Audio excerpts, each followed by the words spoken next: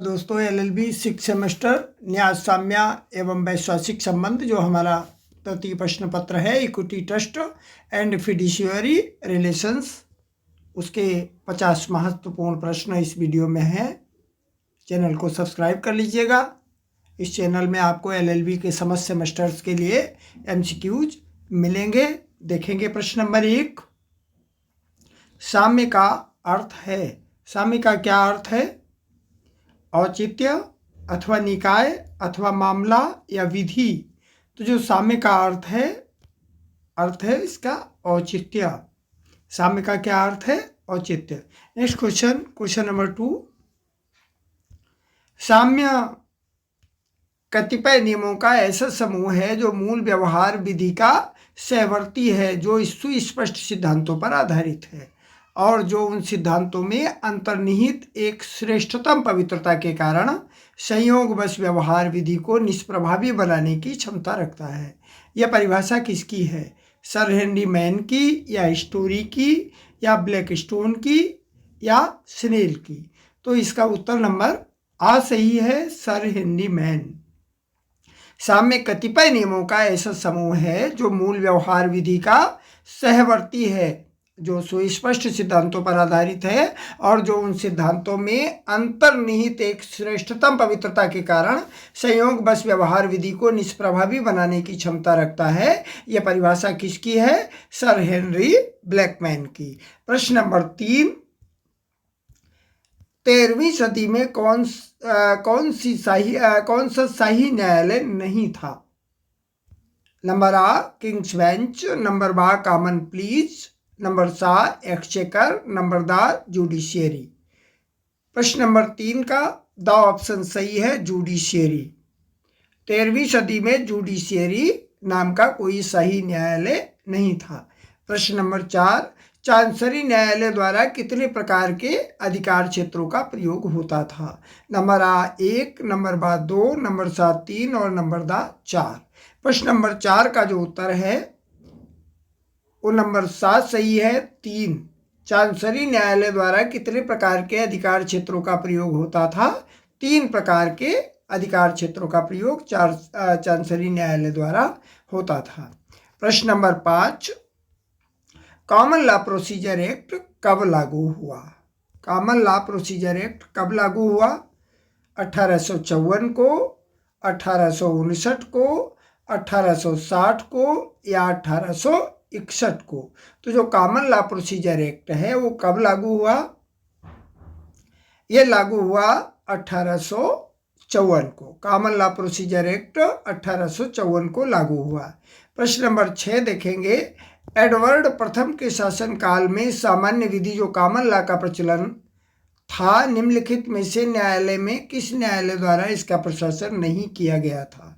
Number आ chancery न्यायालय, number बा राज न्यायालय, नंबर सा सार्वजनिक प्रतिकथन न्यायालय और नंबर दा राजकोष न्यायालय।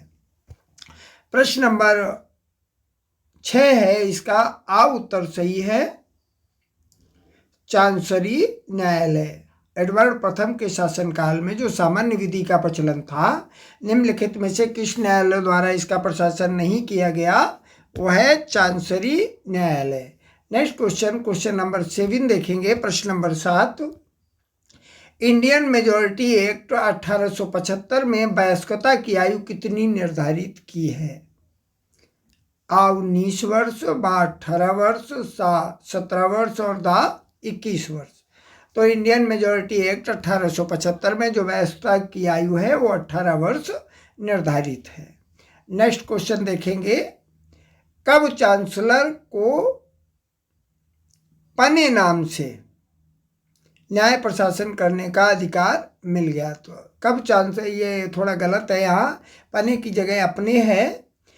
यहाँ कब चांसलर को अपने नाम से न्याय प्रशासन करने का अधिकार मिल गया था?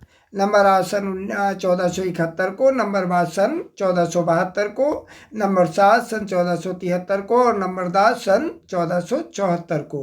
प्रश्न नंबर जो 8 है, इसका दा उत्तर सही होगा, 1474 को। चांसलर को अपने नाम से न्याय प्रशासन करने का अधिकार 1474 को मिल गया था। Next question, question number 9। Question number जो 9 है, समता ही साम्य है के आधार पर कौन सा सिद्धांत विकसित किया गया? नंबर आ क्रमबंधक का सिद्धांत, नंबर बा योगदान, नंबर साम्य संयुक्ति संपत्ति धारण को स्वीकार नहीं करता, इक्विटी डिलिसिट ज्वाइंट टेंडेंसी, या नंबर दा ये सभी। समता ही साम्य है के आधार पर ये सारे के सारे सिद्धांत विकसित किए गए, यानी क्रमबंधक का सिद्धांत, योगदान, साम्य संयुक्त संपत्ति धारण को स्वीकार नहीं करता, ये सारे सिद्धांत समता ही साम्य है के आधार पर है। नेक्स्ट प्रश्न, प्रश्न नंबर 10। न्यायोचित व्यवहारों के प्रोत्साहन हेतु साम्य में कौन सा साम्यिक अधिकार रखा गया है? नंबर आ स्थापना, नंबर बा प्रशासन, नंबर सा विधिक न्याय, और नंबर दा परिवर्तन। प्रश्न नंबर 10 का सही उत्तर नंबर दा है, परिवर्तन। न्यायोचित व्यवहारों के प्रोत्साहन हेतु साम्य में कौन सा साम्यिक अधिकार रखा गया है? परिवर्तन साम्यिक अधिकार रखा गया है। प्रश्न नंबर 11 देखेंगे, प्रथम न्याय तंत्र अधिनियम किस सन में पारित हुआ? 1870 में, अथवा 1871 में, या 1872 में, या 1873 में? तो प्रथम न्याय तंत्र अधिनियम कब पारित हुआ? 1873 में। प्रथम न्याय तंत्र अधिनियम सन 1873 में पारित हुआ। Next question, question number 12। संपत्ति अंतरण की किस धारा में बंधक को विभाजित किया गया है? नंबर आ धारा 54, नंबर बा धारा 60, नंबर सा धारा 58, और नंबर दा धारा 56। तो इसका जो सा उत्तर है वो सही होगा, धारा 58। संपत्ति अंतरण की किस धारा में बंधक को विभाजित किया गया है? धारा 58 में।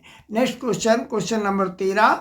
साम्य विधि का शोधन है क्योंकि विधि अपनी व्यापकता के कारण दोषपूर्ण होती है, कथन किसका है?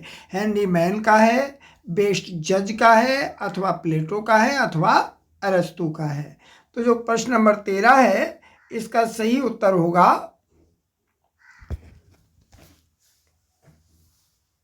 प्रश्न नंबर 13 का सही उत्तर है नंबर दा इसका सही उत्तर है, अरस्तु। नेक्स्ट क्वेश्चन देखेंगे, क्वेश्चन नंबर 14। बंधक को कितने भागों में विभाजित किया गया है? नंबर आ 1, नंबर बा 3, नंबर सा 5, नंबर दा 6। तो जो बंधक है इसको 6 भागों में विभाजित किया गया है। नेक्स्ट क्वेश्चन 15 नंबर देखेंगे, निम्न में से कौन सा न्यास का वर्गीकरण है? नंबर आ साधारण न्यास, नंबर बा सार्वजनिक न्यास, नंबर सा दोनों, नंबर दा कोई नहीं।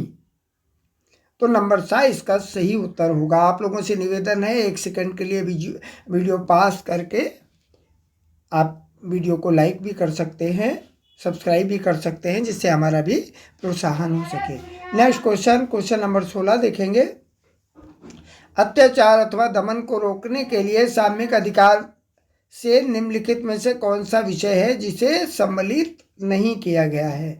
नंबर आ शक्तियाँ एवं जब्ती, नंबर बा बंधक और धारणाधिकार, नंबर सा विवाहित स्त्रियां, और नंबर दा पति साधन। तो प्रश्न नंबर 16 है, इसका दा नंबर सही होगा, पति साधन। अत्याचार अथवा दमन को रोकने के लिए साम्यिक अधिकार से निम्नलिखित में से कौन सा विषय है जिसे सम्मिलित नहीं किया गया? वो विषय है प्रति साधन। Next question, question number 17। किस धारा के अंतर्गत भारतीय संपत्ति हस्तांतरण का प्रावधान है? नंबर आ धारा 45, नंबर बा धारा 46, नंबर सा धारा 47, और नंबर दा धारा 48। तो इसका नंबर बा सही है, धारा 46। धारा 46 के अंतर्गत भारतीय संपत्ति हस्तांतरण का प्रावधान है। Next question, question number 18।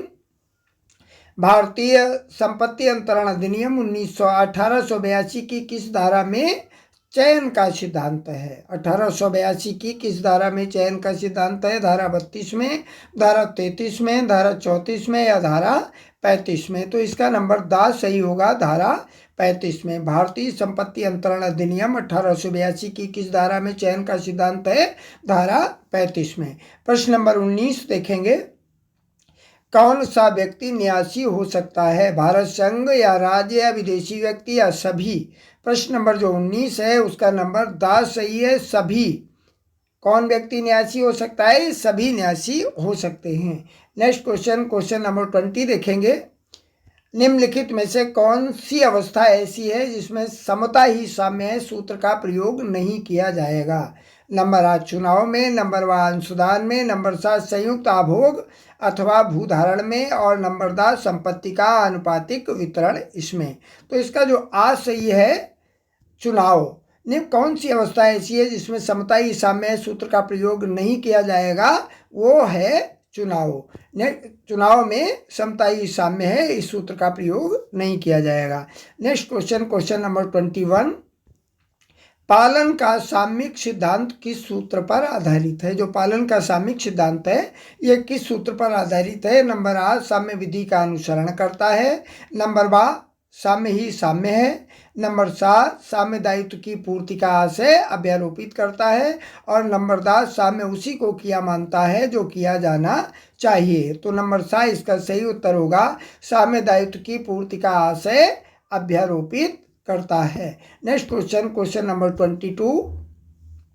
विलेखों के परिशोधन मात्र इसी आधार पर नहीं किया जा सकता कि नंबर आ उनका निष्पादन कपट या पारस्परिक भूल से किया गया हो, नंबर बा परिशोधन के बिना अन्याय होने की संभावना है, नंबर सा किसी एक पक्ष ने भूलवश उसका निष्पादन कर दिया है, और नंबर दा इनमें से कोई नहीं। जो प्रश्न नंबर 22 है इसका सा नंबर सही होगा, सा नंबर इसका सही होगा, किसी एक पक्ष ने भूलवश उसका निष्पादन कर दिया है,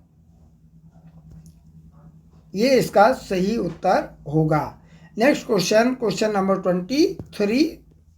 23 नंबर प्रश्न देखेंगे। व्यादेश एक ऐसी न्यायिक कार्यवाही है जिसके द्वारा किसी पक्षकार को कोई विशिष्ट कार्य करने का या नहीं करने का आदेश दिया जाता है। ये परिभाषा किसकी है? हॉल्सबरी की है, या बार्नी की है, या पोकक एवं मुल्ला की है, या इनमें से कोई नहीं। तो आ नंबर इसका सही होगा, हॉल्सबरी की। व्यादेश एक ऐसी न्यायिक कार्यवाही है जिसके द्वारा किसी पक्षकार को कोई विशिष्ट कार्य करने या नहीं करने का आदेश दिया जाता है। ये परिभाषा किसकी है? ये परिभाषा हॉल्सबरी की है।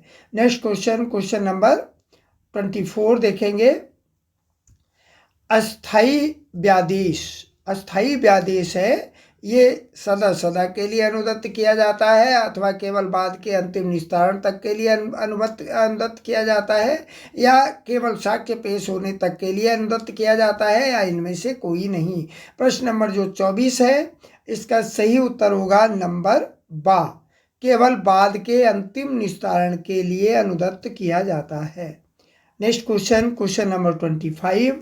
आपको अधिकाधिक एमसीक्यूज देने का प्रयास कर रहे हैं जिससे कि बहुत आसानी हो। लगभग आपको LLB 6 सेमेस्टर एवं अन्य सेमेस्टर्स के लिए सारे के सारे एमसीक्यूज हमारे चैनल पर मिल जाएंगे, आप वीडियो सर्च करके इनको देख सकते हो। आज्ञापक आदेश क्या है? किसी कार्य विशेष को कार्य की आज्ञा देता है। नंबर बा यथा स्थिति यानी स्टेटस क्यो का आदेश देता है, नंबर सा और बा दोनों, और नंबर दा कोई नहीं। आज्ञापक जो आदेश है वो किसी कार्य विशेष को कार्य करने का आदेश देता है। Next question, question number 26। भारतीय संविधान अधिनियम की किस धारा के अंतर्गत तथ्य की भूल को क्षम्य किया गया है? नंबर आ धारा 20 में, नंबर बा धारा 21 में, नंबर सा धारा 22 में, और नंबर दा धारा 25 में। तो इसका जो बा नंबर होगा वो सही होगा धारा 21। भारतीय संविधान अधिनियम की किस धारा के अंतर्गत तथ्य की भूल को क्षम्य किया गया है? वो है धारा 21। नेक्स्ट क्वेश्चन देखेंगे, क्वेश्चन नंबर 27। मिथ्या व्यापदेशन से अभिप्राय किसी ऐसे वक्तव्य या आचरण से है जो मिथ्या या गलत प्रभाव डालने वाला हो। ये कथन किसका है? सामंड का, आसवर्ण का, पोलक का, या ऑस्टिन का। प्रश्न नंबर जो 27 है इसका सही उत्तर नंबर बा होगा, आसवर्ण का कथन है। मिथ्या व्यपदेशन से अभिप्राय किसी ऐसे व्यक्ति अथवा आचरण से है जो मिथ्या या गलत प्रभाव डालने वाला हो। ये कथन किसका है? ये कथन आस्वर्ण का है। Next question, question number 28। साम्य का प्रयोग निम्न भावों में किया जाता है।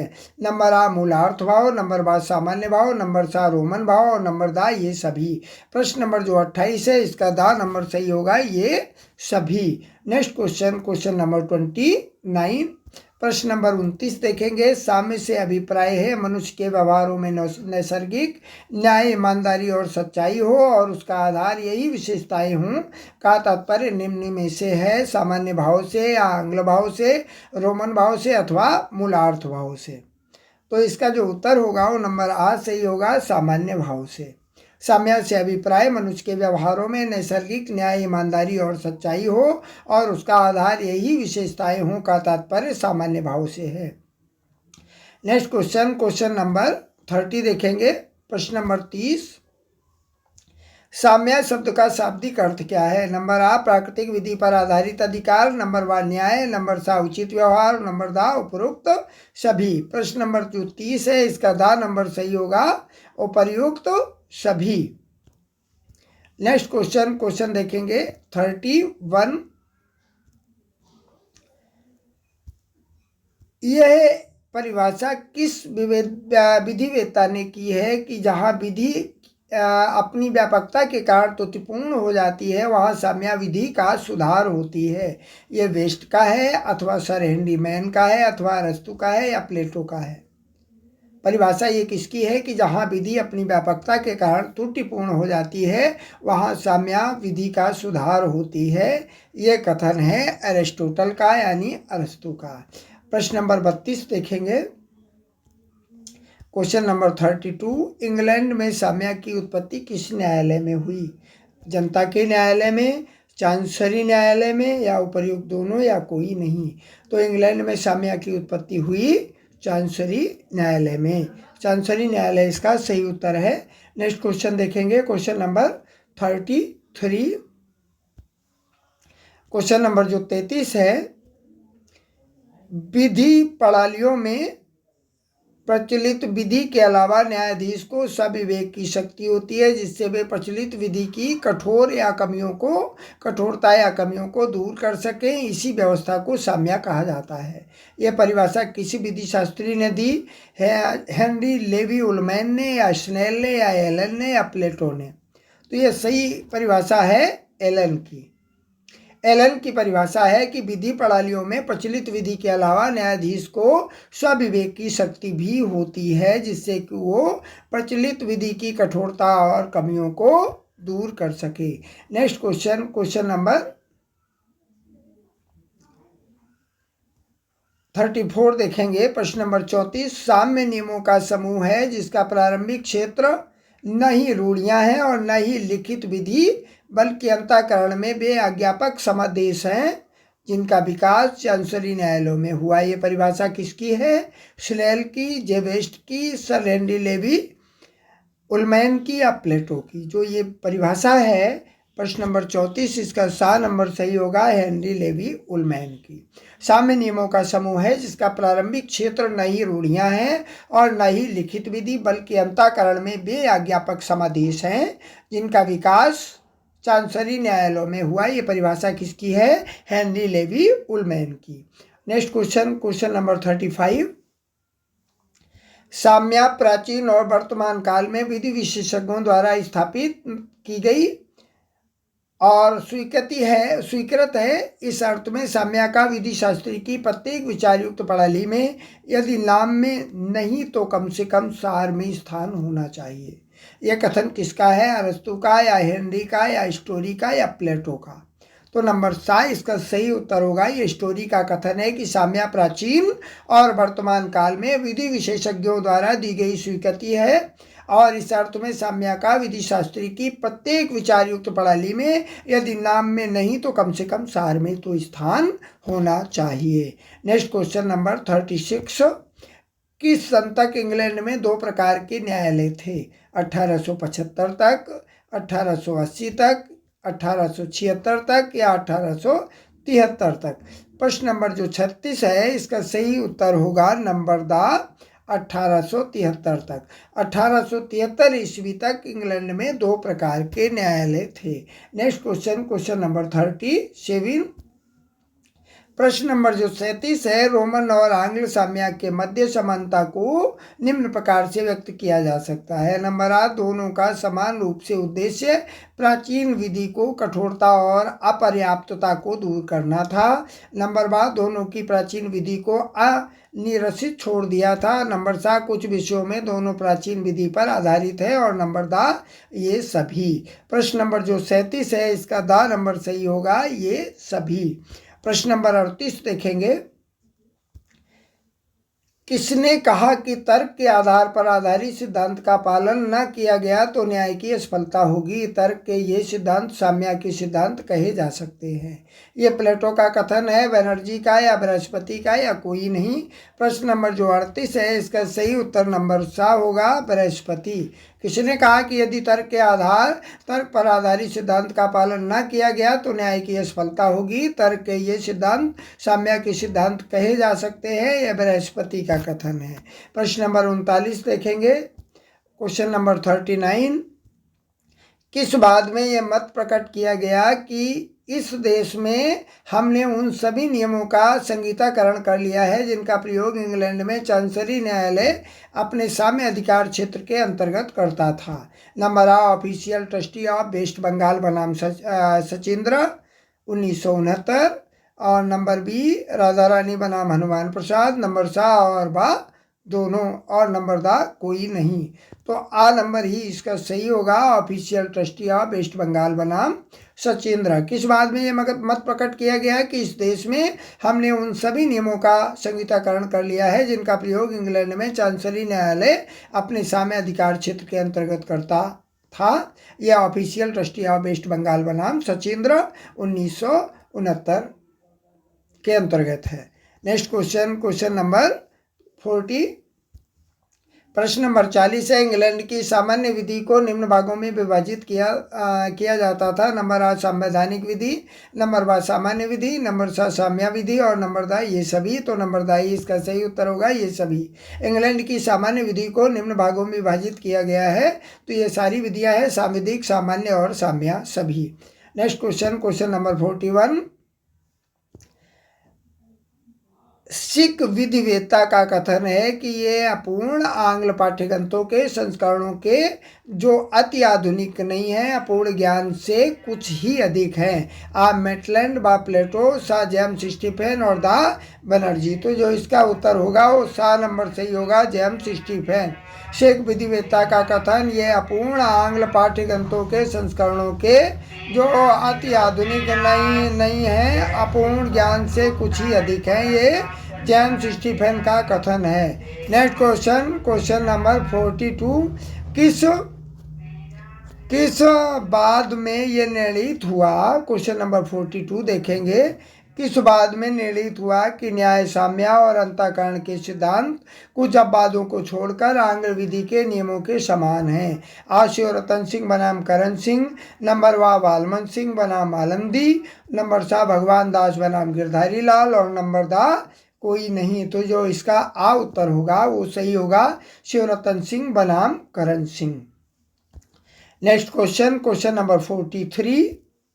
क्वेश्चन नंबर 43 देखेंगे। किस बाद में अवधारित किया गया कि न्याय, समता और अंतःकरण के सिद्धांत का संबंध आंग्ल साम्य के सिद्धांत से है जिनका पालन करना भारतीय न्यायालयों के लिए आवश्यक नहीं है, परंतु उन मामलों में जहां सुरक्षित नियम उपलब्ध नहीं है मार्गदर्शन प्राप्त कर सकते हैं? नंबर आ, SS बोला बनाम BD सरदाना।